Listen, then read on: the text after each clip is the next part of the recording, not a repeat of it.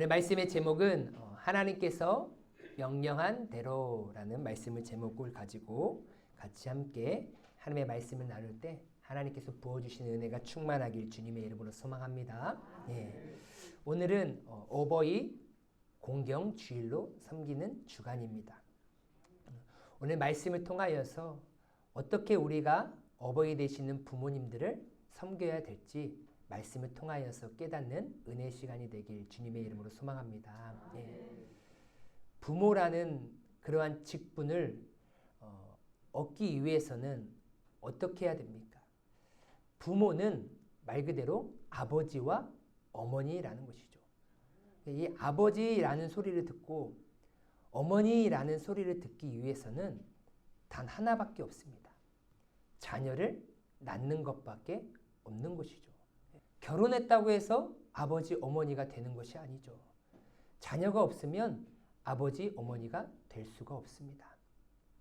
특별하게 마음으로 낳은 입양이라는 특수한 상황이 있지만 일반적으로 보편적으로 보면 자녀를 낳을 때야 비로소 아버지라는 호칭과 어머니의 호칭을 얻게 되는 것입니다. 그렇게 자녀들은 부모님의 은혜를 기억하며 부모님을 공경하며 섬기며 살아가야 합니다. 그런데 부모님의 은혜는 다른 그 어떠한 은혜로 평가하지 않습니다. 부모님의 은혜는 단 하나로만 평가합니다. 무엇이냐면요. 바로 낳아주시고 길러주시는 그 은혜 하나만이라는 거예요. 그래서 우리는 어머니의 은혜, 또 다른 말로는 어머니의 마음이라는 이 노래 가사를 보면 이렇게 쓰여져 있는 것이죠. 나실 때 괴로움 다 잊으시고 기르실 때 밤낮으로 애쓰는 마음, 진자리 마른 자리 갈아내시며 손발이 다닳도록 고생하시네. 하늘 아래 그 무엇이 넓다 하리요 어머님의 희생은 가히 없어라.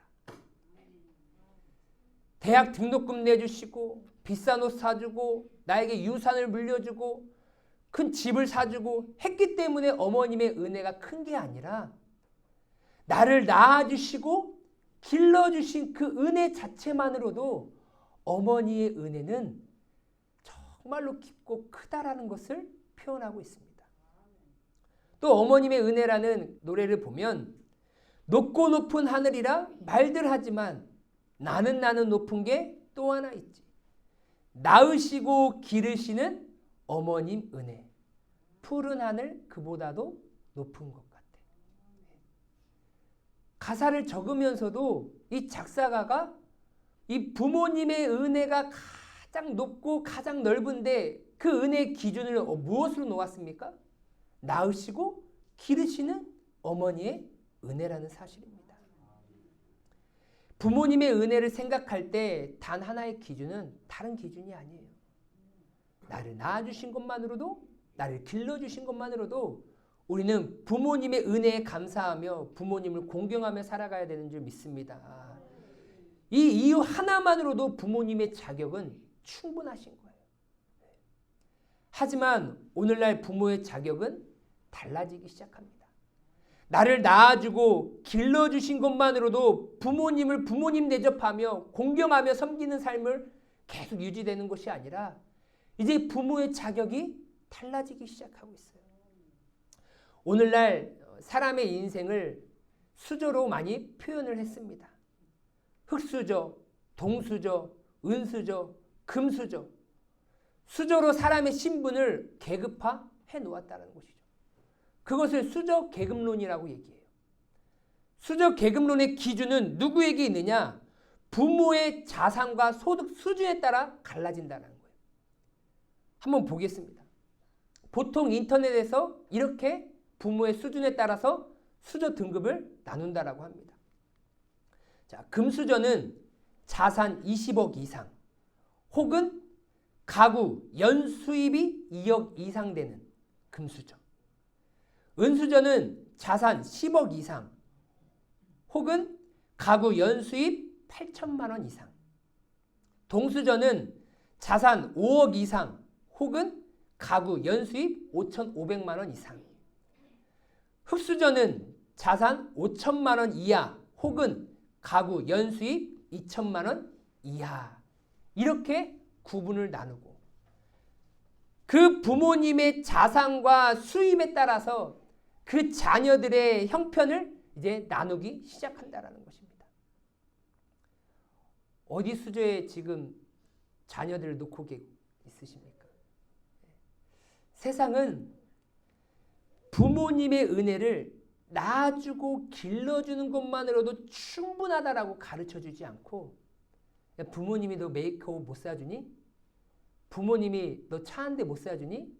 너 부모님이 집 하나 못 해주니? 그건 부모도 아니야 라고 직접적으로는 말은 하고 있지 않지만 사회적인 문화의 흐름이 그렇게 막 흘러가고 있다라는 거예요. 그러니 좋은 옷 사주고 좋은 음식 사주고 좋은 환경 속에서 자라나는 그러한 그렇게 해주는 부모님들과 그렇게 하지 못하는 자녀들은 계속 비교하면서 자신을 이렇게 살아가게 하는 그 부모님에 대해서 비관적으로 생각하고 원망하고 불평하는 그러한 자녀들의 모습을 많이 보게 됩니다. 내가 태어나서 나의 삶이 이 흑수저 계급으로 살아간다고 하면 이렇게 말하면 안 되겠죠. 어찌 보면 이렇게 좀 열악하고 부족한 경제적인 어려운 상황에서 살아간다 할지라도 나를 낳아주신 부모님이 안 되는 것입니까? 아닌 것이죠. 지금 부모님이 경제 수준이 5천만 원 이하다 할지라도 그럼에도 불구하고 나에게 비싼 옷과 좋은 비싼 음식을 나에게 먹여주지 못한다 할지라도 부모님은 여전히 나의 부모님이 되는 줄 믿습니다. 하지만 세상은 그렇게 우리를 만들고 있지 않다라는 거예요. 금수저, 은수저, 동수저의 부모님은 정말로 어찌 보면 자랑스럽게 여기고 흑수저의 부모님은 부끄러움에 살도록 만들고 있는 이 세상입니다. 우리는 이러한 잘못된 문화의 흐름에 휩쓸리는 것이 아니라 나를 낳아주시고 길러주신 은혜만으로도 우리는 부모님을 공경해야 되는 줄 믿습니다. 성경은 뭐라고 얘기하느냐? 자녀로서 부모를 공경하는 것은 지극히 마땅한 일이다. 그래서 하나님께서는 이 10계명의 부모님을 공경하는 것을 기록할 정도로 하나님이 부모 공경에 대해서 매우 중요하게 여기시고 계심을 우리는 알 수가 있어요. 그리고 하나님께서 율법을 가르쳐 주시면서 어떠한 율법을 하나님의 백성들에게 가르쳐 주었느냐? 출애굽기 21장 17절 말씀입니다. 우리 한번 다 같이 한번 읽겠습니다. 시작. 자기의 아버지나 어머니를 저주하는 자는 반드시 죽일지니라. 아멘. 하나님께서 십계명을 말씀하시고 이제 이스라엘 백성들이 너희들이 어떻게 거룩하게 구별되게 살아가야 될 것인지에 대해서 이제 율법을 가르쳐 주시는데 그 율법 안에서 내용 중에 하나가 자기의 아버지나 어머니를 저주하는 자는 뭐 하라고요? 죽여버리래요. 하나님은 생명을 소중히 여기시는 분이심을 믿으시길 바랍니다. 하나님을 사랑하는 자는요, 생명을 사랑하는 자나 마찬가지예요. 그런데 하나님은 가차없이 자식이다 할지라도 반드시 죽여버리라는 명령을 내리셨어요. 뭐 할 때요? 부모를 저주할 때. 우리는 이 말씀을 참 심각하게 받아들여야 돼요. 하나님은 자식이 부모를 저주하는 그 상황을 용납하지 않으신다라는 거예요. 저주하다라는 것은 무엇이냐면요. 쉽게 표현하면 저주하는 거.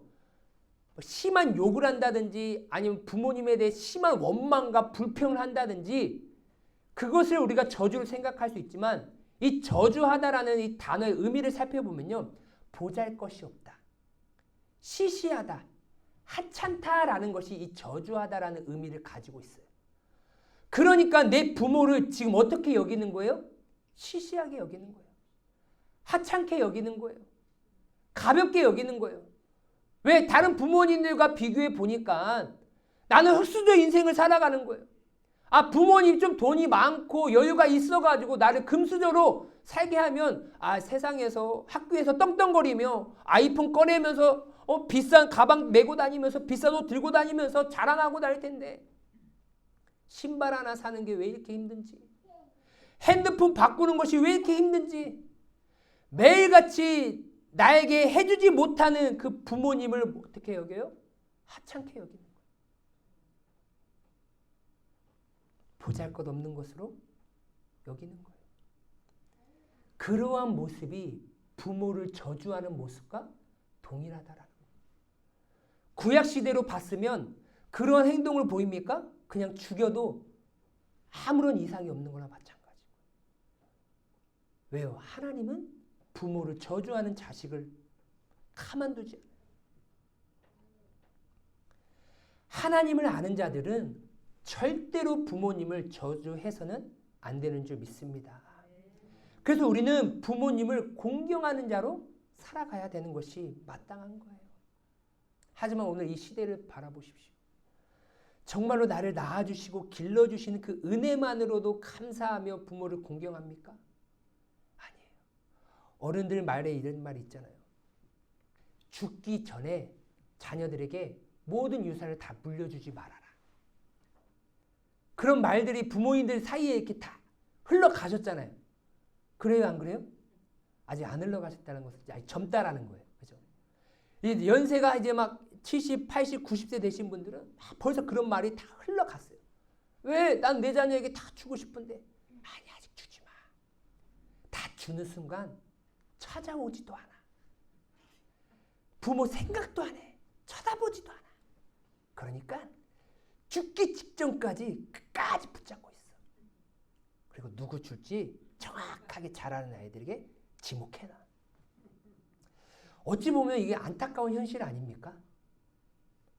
자녀가 부모를 공경하고 섬기는 마음이 나를 낳아주시고 길러주시는 그 은혜만으로도 섬기고 공경해야 되는데 아니에요. 부모 뒤에 있는 그 물질의 마음이 빼앗겨. 그 물질이 있으면 잘 섬기고 물질을 다 받는 순간 입 싹 닦아버리는 거예요. 부모님 찾아뵙지도 않고 부모님 생각조차 하지도 않고 부모님 아프다고 하면 내가 어떻게든지 모셔가지고 섬기려고 하는 게 아니라 엄마 내가 요양병원 다 예약해놨어. 거기로 가. 안타까운 현실입니다. 우리는 나를 낳아주시고 길러주시는 그 은혜만으로도 최선을 다하여 그 부모님을 공경해야 되는 줄 믿습니다. 가장 먼저 우리는 누구를 먼저 공경해야 되느냐? 우리의 영적인 아버지이신 하나님을 공경하셔야 되는 거예요. 네. 하나님께서 우리를 종의 모습으로만 놔둔 것이 아니라 우리를 하나님의 자녀 삼아 주셨습니다. 요한복음 1장 12절 말씀에 보면 영접하는 자 곧 그 이름을 믿는 자들에게는 하나님의 자녀가 되는 권세를 주셨으니 아멘. 독생자를 아낌없이 보내주셔서 그 독생자를 믿는 자마다 멸망하지 아니하고 하나님의 자녀가 되는 그 권세를 우리에게 허락해 주신 줄 믿습니다. 그래서 이제 더 이상 우리는 하나님을 주인으로 왕으로 섬기지만 그 하나님을 아빠, 아버지라 부를 수 있는 은혜가 우리 가운데 주어졌다는 사실인 것이죠. 갈라디아서 4장 6절 말씀에 너희가 아들임으로 하나님이 그 아들의 영을 우리 마음 가운데 보내사 아빠, 아버지라 부르게 하셨느니라. 아멘. 하나님은 우리의 왕이심과 동시에 우리의 아버지이심을 믿으시길 바랍니다. 우리는 아빠, 아버지 되시는 그 하나님을 영광스럽게 하며 또한 공경해야 하는 우리의 삶의 모습이 되는 줄 믿습니다. 또한 영적인 아버지이신 그 하나님을 공경해야 되지만 우리 나를 낳아주시고 길러주신 그 육신적인 그 부모님을 공경해야 합니다. 공경하다라는 그 히브리어는요, 카베드라는 히브리어예요. 근데 어떤 의미를 가지고 있느냐? 이 무겁다라는 의미를 가지고 있어요. 또 영화롭다, 존귀하다라는 의미를 가지고 있어요. 근데 이 공경하다라는 이 카베드라는 단어가 어디서 유래되었냐면 카보드라는 단어에서 유래가 되었어요. 이 카보드라는 단어는 영광이라는 단어를 사용할 때 자주 사용을 합니다. 그런데 이 카보드라는 단어, 이 동사를 사용할 때 주어는 반드시 누가 되어야 되느냐? 하나님이 되셔야 돼요. 누가 되어야 된다고요? 하나님. 하나님을 믿는 사람들은 내가 영광 받아서는 안 돼요. 그거는 우상 숭배입니다. 영광이라는 단어는 누구에게만 올려드려야 되느냐? 하나님께만 영광을 올려드려야 되는 줄 믿습니다. 그래서 이 카보드라는 단어의 이 영광은 주어는 하나님밖에 올 수가 없어요. 그런데 이 영광이라는 이 단어와 동일한 의미를 가지고 있는 이 카베드라는 단어를 누구에게 하나님께서 딱 허락해 준 그 직분이 하나 있다라는 거예요. 그 직분이 누구냐면 바로 부모라는 거예요. 여러분 이거를 이해하셔야 돼요. 그러니까 부모가 되어 봐서야 하나님의 마음을 더 알 수가 있는 거예요. 자녀를 길러보면서 부모의 심정을 하나님의 심정, 어떻게 독생자를 아낌없이 그 수많은 죄인들을 구원하기 위하여서 이 땅 가운데 보내시고 그 흉악한 십자가의 고통으로 그 수많은 죄인들을 구원하시려고 하는 하나님의 마음을 어떻게 더 직접적으로 알 수 있느냐? 부모가 되어보면 알 수가 있어요.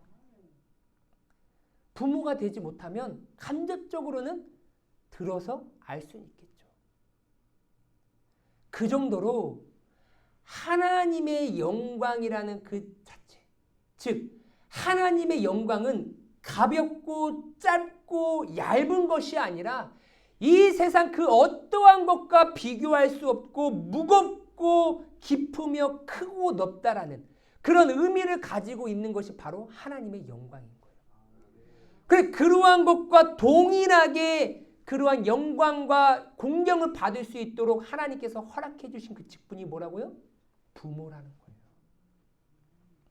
그래서 부모님의 은혜는 자식에게 있어서 가볍고 얇고 짧은 것이 아니라 이 세상 그 어떠한 것보다도 크고 무겁고 깊고 넓다라는 그 의미를 동일하게 갖고 있다라는 사실입니다.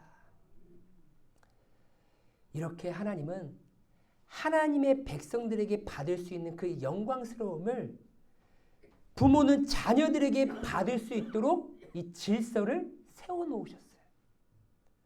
세상은 이 하나님이 세워놓으신 그 질서를 어떻게 해서든지 무너뜨리려고 계속해서 가정을 파산시키고 부모와 자녀의 관계를 흐트러 놓는 그 사단의 문화가 이 세상을 지금 지배하고 있다는 사실입니다. 그래서 우리는 부모님을 공경하는 일에 있어서는 핑계댈 것이 없어요. 왜요? 부모님의 은혜는 나를 낳아주시고 길러주신 은혜만으로 충분하기 때문인 줄 믿습니다. 왜요? 그렇게 비판하고 생각할 수 있을 정도로 누가 키워놨어요? 부모님이 키워놨어요. 지금 우리 예령이가 이제 곧 있으면 두 돌이 되어가는데 두 돌이 되었어도 지 할 일 하나도 못해요. 부모가 없거나 누가 옆에 보호자가 없으면요. 하루 이틀 놔두면 그냥 죽어버리래요. 걸어다닐 줄만 알지 걸어다니다가 넘어지고 계단 올라갈 줄 압니까? 계단 내려갈 줄 압니까? 똥 가를 줄 알아요? 뭐 할 수 있는 게 하나도 없어요.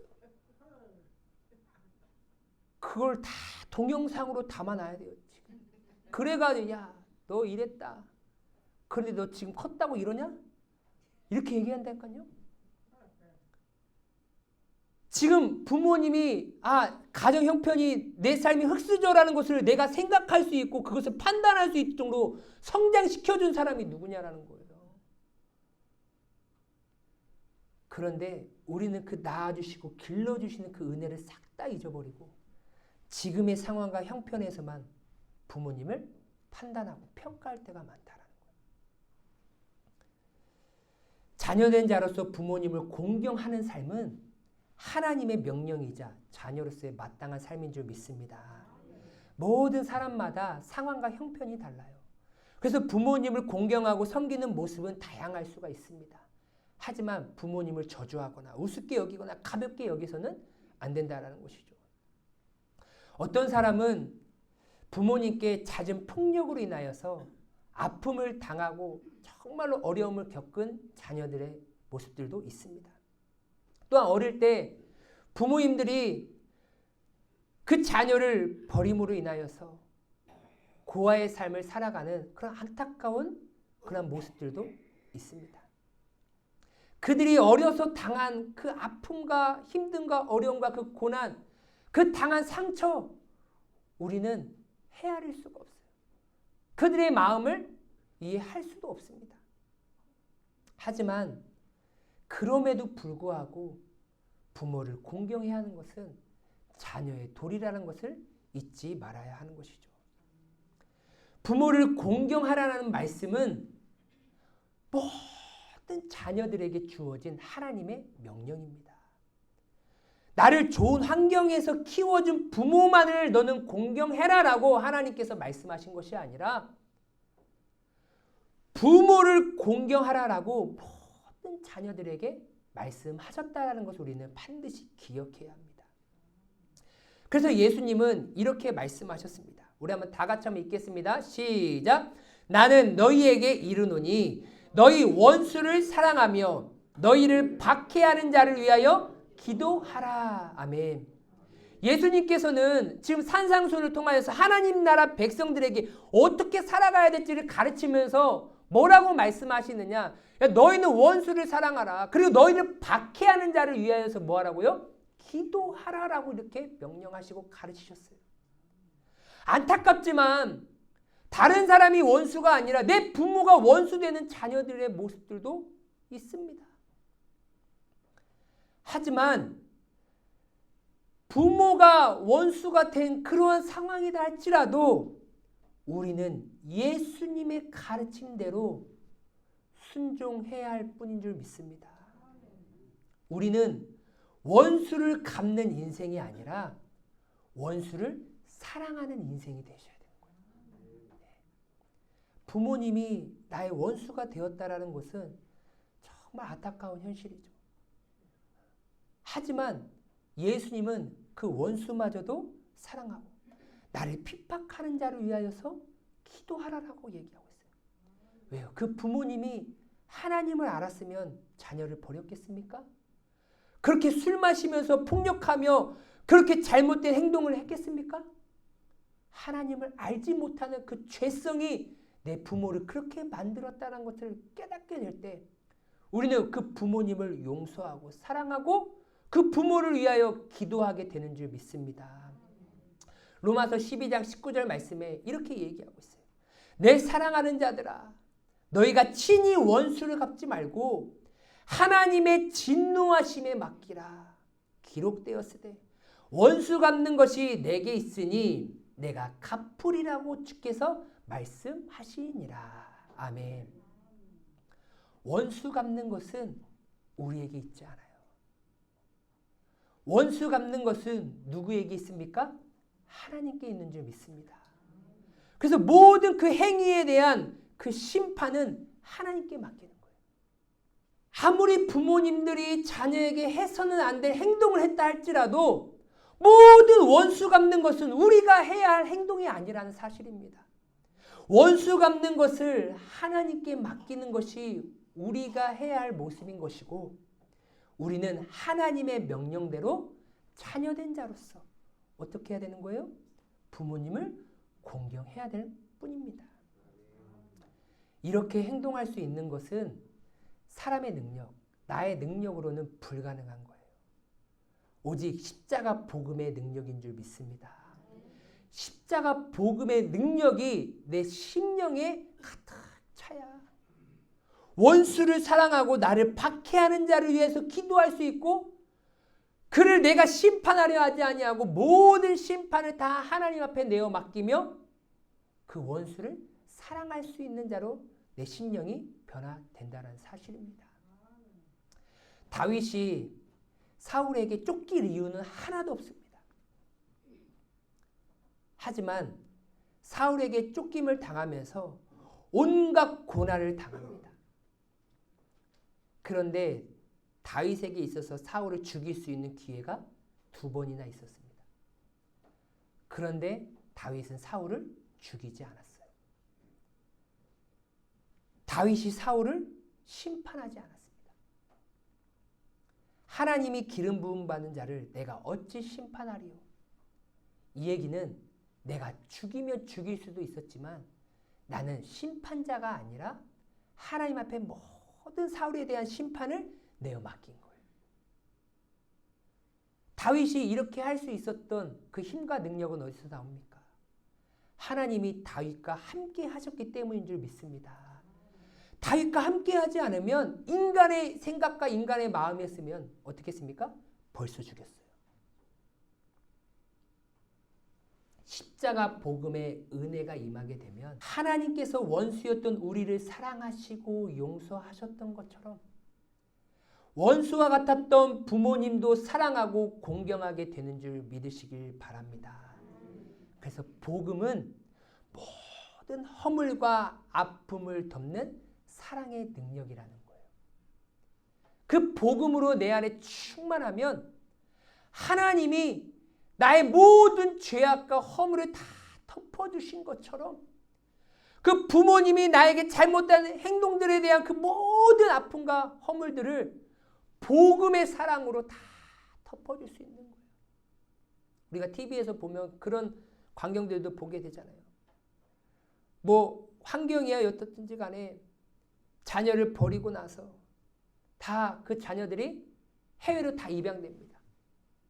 그리고 나서 거기서 좋은 부모님들 잘 만나서 건강하게 자라나요.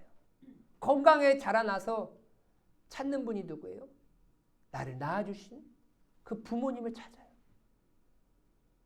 낳아주신 부모님을 대부분 찾는 사람 보면 죽이려고 찾는 사람이 거의 없어요. 뭐 하느냐? 그 부모님을 찾아. 때로는 원망하겠죠. 엄마 왜 버렸어요? 왜 저를 힘들게 했어요? 왜 저를 아프게 했어요? 하지만 그 부모님을 찾아 안아주고 울어주고 다시금 나를 길러주신 그 입양하신 마음으로 낳은 부모님에게도 공경하지만 나를 낳아주신 것만으로 감사하다라고 하면서 그 부모님께 효도하는 그런 자녀들도 많이 보게 됩니다. 텍사스의 한 남자가 자신의 아내와 4 자녀를 버리고 그 캘리포니아로 이제 30년 동안 오직 자신만을 위해서 삶을 살아갔습니다. 그런데 이제 그는 돈 한 푼도 없이 죽음을 맞이하면서 유언을 쓴 게 무엇이냐면 자신의 고향인 이 텍사스로 나를 묻어달라라고 이렇게 유언을 남겼습니다. 그 소식을 들은 가족들은 이제 어떻게 해야 되느냐 이제 말이 분분해지기 시작합니다. 자녀들은 이렇게 얘기합니다. 그 사람이 우리와 무슨 상관이 있는데 그가 아버지로 우리에게 해준 것이 무엇인데 그 사람 때문에 어머니와 우리가 얼마나 고생을 했는데 왜 우리가 그 사람의 시체에 수고와 돈을 들여야 하는지. 그러나 그 자녀들 중에 큰아들은 참 신앙심이 깊었습니다. 하나님의 말씀대로 살아가려고 몸부림쳤던 아들이었습니다. 그러한 다른 동생들의 분개하고 왜 우리가 그 사람을 장례를 치러줘야 되냐 그런 말이 있다 할지라도 아버지의 시체를 가지고 와서 큰 돈을 들여가지고 장례를 다 치렀습니다. 그리고 나서 마지막에 그 동생들에게 이렇게 얘기했다고 합니다. 우리 한번 다 같이 한번 읽겠습니다. 시작. 성경에 내 부모를 공경하라고 쓰여 있지. 내 좋은 부모를 공경하라고 하지 않았다.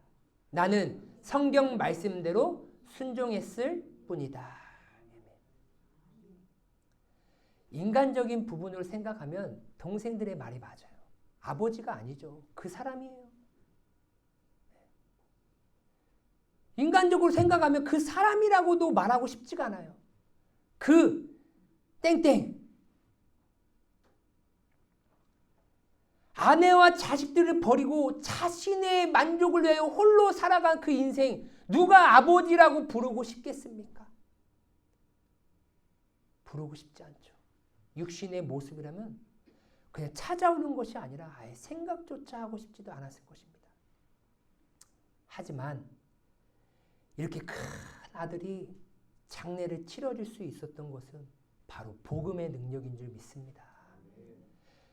그 큰아들 마음 가운데 하나님의 말씀이 세워져 있기 때문에 십계명에 보니까 내 부모를 공경하라고 했지, 너에게 아픔과 어려움을 준 부모는 무시해버리고 너에게 잘해주고 너에게 좋은 옷 사주고 좋은 것을 사준 부모만 공경하라고 적혀있지 않았지.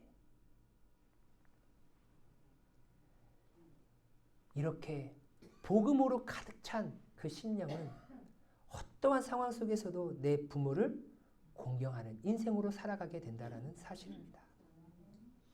우리는 하나님께서 명령하신 대로, 할렐루야, 내 생각과 내 환경과 인간적인 기준을 말씀에 접목시키면 안 돼요. 내 부모를 공경하라.